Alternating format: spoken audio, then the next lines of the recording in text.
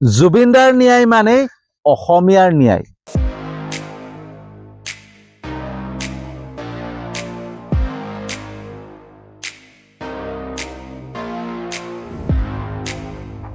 Good evening বন্ধুসকল, শুভ সন্ধ্যা। তো বন্ধুসকল, জুবিনদাৰ ন্যায় বিচাৰ যুঁজখন অকল জুবিনদাৰ নহয়, অসমীয়া জাতিৰ ন্যায় বিচাৰ যুঁজ।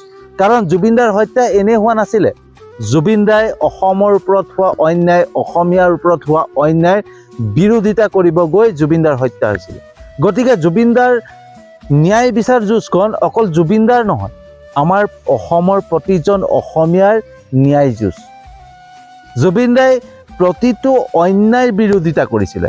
কা আন্দোলনৰ বিৰোধিতা কৰিছিলে, অসমীয়াৰ ওপৰত হোৱা অন্যায়ৰ বিৰোধিতা কৰিছিলে, অসমৰ ওপৰত হোৱা অন্যায়ৰ বিৰোধিতা কৰিছিলে। জুবিনদাই গছ গছনি কটাক লৈ পেলাই বিৰোধিতা কৰিছিলে। জুবিনদাৰ সেই বিৰোধিতাই জুবিনদাক কাল মাতি আনিছিলে। জুবিনদাই যিখিনি শব্দ বাক্য এৰিছিলে, জুবিনদাই মানুহক সচেতন কৰিবৰ কাৰণে যিখিনি শব্দ বাক্য ব্যৱহাৰ কৰিছিলে, জুবিনদাই যি ধৰণে সচেতন কৰিছিলে, সেই সচেতনমূলক বাক্যই শব্দই একাংশ প্ৰভাৱশালী ব্যক্তিক শংকিত কৰি পেলাইছিল। আৰু সেইবাবেই জুবিনদাক পৰিকল্পিতভাৱে এটা চক্ৰবেহুৰ মাজত সুমুৱাই লৈ জুবিনদাক হত্যা কৰিছিলে। কিন্তু জুবিনদাই প্ৰতিটো কথা জানিছিলে। জুবিনদাক যে হত্যা কৰিব, জুবিনদাক কোনে কোনে হত্যা কৰিব, কি কাৰণত হত্যা কৰিব, সেই সকলো কথা জুবিনদাই জানিছিলে। আৰু জুবিনদাৰ সেই আত্মপ্ৰকাশৰ পৰা গম পোৱা গৈছিল। জুবিনদাই মৃত্যুৰ আগত যিখিনি প্ৰকাশ কৰি থৈ গৈছিলে, সেই তাৰ পৰাই গম পোৱা যায় যে জুবিনদাই আগতেই গম পাইছিল। জুবিনদাই ৰীতা চৌধুৰী বাইদেউৰ ওচৰত যিখিনি সাক্ষাৎকাৰ দিছিলে, সেই সাক্ষাৎকাৰ দিওঁতে যিখিনি মনোভাৱ প্ৰকাশ হৈছিলে, তাতেই গম পোৱা যায় যে জুবিনদাই সকলো কথা গম পাইছিল। জুবিনদাই কিছুমান গানৰ মাধ্যমেৰেও মানুহৰ ওচৰত বুজাব চেষ্টা কৰিছিল। মঞ্চত উঠাৰ লগে লগে কিছুমান কথা কৈছিলে, যাতে মানুহক সজাগ কৰিব পাৰি, মানুহক সচেতন কৰিব পাৰি। কিন্তু আমাৰ অসমীয়া জাতিয়ে আমি বুজি নাপালোঁ। আৰু বুজি নোপোৱাৰ বাবেই আমি এজন আমাৰ মৰমৰ শিল্পীক হেৰুৱাবলগীয়া হয়, আমাৰ হিয়াৰ আমঠুজনক হেৰুৱাবলগীয়া হয়, হয়নে? আমি যদি সেই সময়তে বুজি পালোহেঁতেন নহয়, আজি হয়তো জুবিনদা আমাৰ মাজত থাকিলেহেঁতেন। কিন্তু জুবিনদাই প্ৰতিটো কথা জানিছিলে। যে জুবিনদাই এটা কথা জানিছিলে যে জীয়াই থকা সময়ত জুবিনদাই কেতিয়াও আমাক সচেতন কৰিব নোৱাৰে, সজাগ কৰিব নোৱাৰে, হয়নে? জুবিনদাই এইটো কথা ভালকৈ জানিছিলে। আৰু সেইকাৰণে জুবিনদাই সকলো কথা জনাৰ পিছতো সেই নৰপিশাচ, সেই মৃত্যুদূত ৰূপী নৰপিশাচকেইটাৰ হাতত নিজক সমৰ্পণ কৰি দিছিল, নিজক গতাই দিছিলে, যাতে তেওঁলোকে হত্যা কৰে। আৰু যাতে হত্যাৰ পিছত, জুবিনদাৰ হত্যাৰ পিছত এটা জনজাগৰণ উঠে, মানুহৰ মাজত এটা জনজাগৰণ আহে, মানুহ যাতে জাগে। আৰু জাগি পালে জুবিনদাৰ ন্যায় বিচাৰৰ মাধ্যমেৰে সকলো অন্যায় দেখা পায়। আৰু সেইটোৱে হৈ আছে বন্ধুসকল, হয়নে? জুবিনদাক হত্যা হোৱাৰ পিছত যি ধৰণে মানুহ ওলাই আহিলে, লাখ লাখ মানুহ ওলাই আহি পেলাই জুবিনদাৰ ন্যায় বিচাৰৰ বাবে যুঁজ দিয়াত লাগিলে। আৰু তাৰ পিছতে এটা এটা কথা ওলাই আহি আছে, কোন কেনেকুৱা, কেনেকৈ কোনে কি অন্যায় কৰিছিলে, প্ৰত্যেকটো কথা ওলাই আহি আছে। গতিকে জুবিনদাই প্ৰতিটো কথা জানিছিলে বন্ধুসকল, যে জুবিনদাৰ হত্যাৰ পিছতে মানুহে প্ৰতিটো অন্যায় দেখা পাব। আৰু জুবিনদাই ভাবিছিলে যে সেইটো দেখুৱাম, মোৰ মৃত্যুৰ পিছতহে দেখুৱাম। আৰু সেইকাৰণে জুবিনদাই সেই নৰপিশাচ, মৃত্যুদূত ৰূপী সেই নৰপিশাচকেইটাৰ হাতত নিজক গতাই দিছে, যাতে তাহাঁতি হত্যা কৰক। আৰু হত্যাৰ পিছত যি জনজাগৰণ উঠিব, যি মানুহ জাগি উঠিব, সেই মানুহে প্ৰতিটো অন্যায় দেখা পায় আৰু প্ৰতিটো অন্যায়ৰ বিৰোধিতা কৰে, যাতে প্ৰত্যেকজন অসমীয়াই জাগি উঠে আৰু প্ৰত্যেকজন অসমীয়াই অন্যায়ৰ ওপৰত মাত মাতে, অন্যায়ৰ বিৰোধিতা কৰে। সেই কথা জুবিনদাই বিচাৰিছিল। কিন্তু বন্ধুসকল, যি ধৰণে প্ৰথমতে জুবিনদাৰ হৈ পেলাই মাত মাতিছিলে, যি ধৰণে মানুহ জাগি উঠিছিলে, সেই জাগৰণটো এতিয়া লাহে লাহে কমি আহিছে, লাহে লাহে নাইকিয়া হৈ আহিছে। সেইটোৱে আটাইতকৈ দুখৰ কথা হৈ আছে।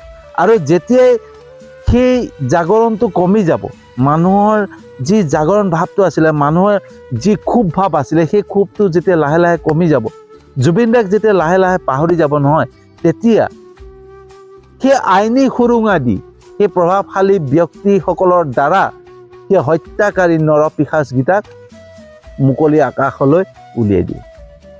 আৰু তেতিয়া আমি একো কৰিব নোৱাৰিম, হয়নে? গতিকে বন্ধুসকল, জুবিন দাই অসমীয়া জাতিৰ বাবে, অসমৰ বাবে যি কৰিলে, নিজৰ প্ৰাণ আহুতি দিলে, আৰু আজি আমি সেই জুবিন দাৰ বাবে যদি ন্যায়ৰ যুঁজখন যুঁজি নাযাওঁ, ন্যায় যুঁজখন পাতল কৰি পেলাওঁ, ঢিলাই দিওঁ, তেতিয়াহ'লে জুবিন দাক ডাঙৰ অন্যায় কৰা হ'ব। বন্ধুসকল, আমি আনৰ কথা নাজানো, কিন্তু আমি এটাই জানো যে আমি প্ৰতিজন অসমীয়া এক হৈ জুবিন দাৰ ন্যায় যুঁজখন প্ৰতিদিনাখনে যুঁজি যাব লাগে। কিন্তু এটা কথা ঠিক, নতুন প্ৰজন্মই কিন্তু কেতিয়াও নেৰে। জুবিন দাই কথা এটা কৈ গৈছিলে, আমি নতুন প্ৰজন্ম, দেশ সলাবও পাৰোঁ, দেশ জ্বলাবও পাৰোঁ। গতিকে সেই প্ৰভাৱশালী ব্যক্তিসকলক, যিসকলে জুবিন দাক হত্যা কৰিলে ষড়যন্ত্ৰকভাৱে, চক্ৰবেহুত সুমুৱাই লৈ পেলাই জুবিন দাক যি ধৰণে হত্যা কৰিলে, তেওঁলোকে ভবাই নাছিলে যে অসমত এটা জনজাগৰণ উঠিব, এনেকৈ মানুহ জাগি উঠিব। যেনেকৈ ভবা নাছিলে, তেনেকৈ কিন্তু সতৰ্ক হৈ থাকক। যদি কেনেবাকৈ সেই নৰপিশাচকেইটা জেলৰ পৰা ওলাব হয়, মুকলি আকাশলৈ ওলাই আহিব হয়, তেতিয়াহ'লে কিন্তু ইয়াতকৈ ডাঙৰ ভয়ংকৰ পৰিস্থিতি হোৱাৰ সম্ভাৱনা আছে। গতিকে সেইকাৰণে যিসকলে ভাবিও আছে যদি যে তেওঁলোকক আইনী সুৰুঙাই দি লাহেকৈ উলিয়াই দিম, কিন্তু সাৱধান। মই আগতেই কৈছোঁ আপোনালোকক যে সাৱধান, কাৰণ জুবিন দাই কোৱা প্ৰতিটো কথা হৈ গৈছে, দিঠকত হৈ গৈ আছে। সেইকাৰণে সেইসকলক মই সতৰ্ক কৰি দিছোঁ, যাতে সেই নৰপিশাচ, নৰধম, সেই মানে মৃত্যুদূতকেইটা যাতে জেলৰ পৰা ওলাই নাহে। কিন্তু ওলালেই তেওঁলোকৰ বিপদ আছে, তেওঁলোকৰতো বিপদ আছে, বিপদ আছেই, কিন্তু দেশৰ বাবেও ভয়ংকৰ এটা পৰিস্থিতি হ'ব পাৰে। গতিকে সেইকাৰণে মই ভিডিঅ'ৰ মাধ্যমেৰে জনাই দিছোঁ। আৰু প্ৰত্যেকজন অসমীয়াক এটাই কওঁ, এটাই অনুৰোধ, যাতে জুবিন দাৰ ন্যায় বিচাৰ যুঁজখন ঢিলাই নাযায়, হয়নে, পাতল হৈ নাযায়। যি ধৰণে আগৰ পৰা যুঁজখন যুঁজি থকা হৈছিলে, তেনেকৈ যুঁজি থাকিব লাগে। কাৰণ জুবিন দাৰ এইখন জুবিন দাৰ ন্যায় যুঁজ নহয়, আমাৰ অসমীয়া জাতিৰ ন্যায় যুঁজ। আৰু জুবিন দাই সেইটোৱে বিচাৰিছিলে, হয়নে? কাৰণ জুবিন দাই এইটো বস্তু জানিছিলে যে মোৰ মৃত্যুৰ পিছত মানুহ জাগিব, আৰু তেনেকেই জাগিছিলে। আৰু জুবিন দাই এইটো জানিছিলে যে মোৰ মৃত্যুৰ ন্যায় বিচাৰিবলৈ যাওঁতে প্ৰত্যেকটো অন্যায় সন্মুখত আহিব, আৰু তেনেকেই সন্মুখত আহি আছে। প্ৰত্যেকটো অন্যায়, জুবিন দাৰ ওপৰত কৰা প্ৰতিটো অন্যায় আপোনালোকে বা আমি দেখা পাই আছোঁ। কিমানে টকা ঘটিবৰ কাৰণে জুবিন দাৰ মৃত্যুৰ পিছতো এৰা নাই, হয়নে? জুবিন দাৰ মৃত্যুক লৈ পেলাইও কিছুমানে ৰাজনীতি কৰি আছে। কিমানখিনি বস্তু আমাৰ সন্মুখত আহি আছে, আপোনালোকে এবাৰ নিজেই চিন্তা কৰক। গতিকে জুবিন দাই যিখিনি ভাবিছিলে তেনেকৈ কৰি গৈছে। আৰু জুবিন দাৰ চাওক, জুবিন দাই কৈছিলে, যেতিয়া মই মোৰ মৃত্যুৰ পিছত এই সকলোখিনি, মোৰ যিখিনি আছে সকলোখিনি চবকে ভগাই দিম, আৰু সেয়াই হৈছে। আজি গৰিমা বৌয়ে জুবিন দাৰ যোনটো খাৰঘুলি ঘৰটো, সেই ঘৰটো ন্যাসৰ নামত দান কৰি দিলে। গতিকে জুবিন দাৰ নামত যিখিনি আছিলে সকলো ৰাইজক গতাই দিছে।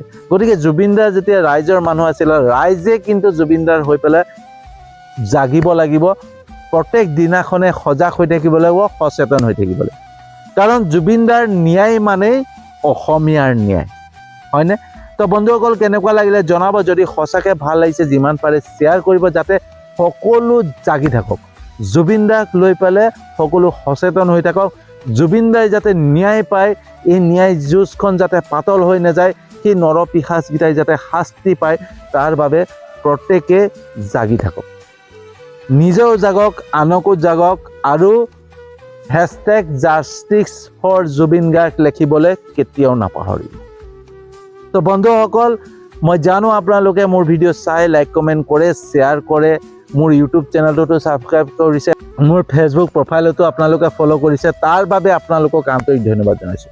আৰু যিসকলে নাই কৰা তেওঁলোককো বহুত বহুত আন্তৰিক ধন্যবাদ, কাৰণ মই জানো এদিন নহয় এদিন তেওঁলোকো জাগিব আৰু তেওঁলোকো মোৰ ভিডিঅ' ভাল পাব, চাব, লাইক কমেণ্ট কৰিব, শ্বেয়াৰ কৰিব আৰু মোৰ ইউটিউব চেনেলটোতো ছাবস্ক্ৰাইব কৰিব আৰু মোৰ ফেচবুক প্ৰফাইলতো ফ'ল' কৰিব। সেই বিশ্বাসেৰে আজিৰ ভিডিঅ'টো সামৰণি মাৰিছোঁ আৰু এটা নতুন বিষয়বস্তু লৈ আহি আছোঁ।